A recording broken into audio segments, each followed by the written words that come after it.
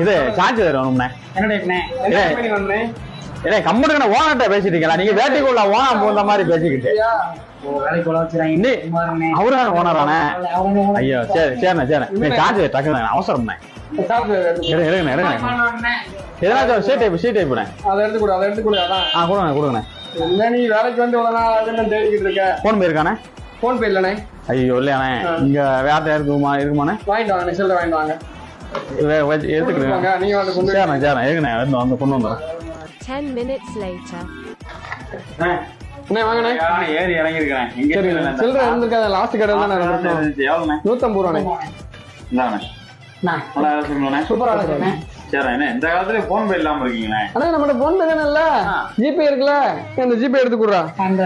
நீங்க ஜிபேல போட்டுக்கலாம்லண்ணே. முதல்ல சொல்லாமா? என்ன நீங்க ஓனரா இருக்கனே பேசாம?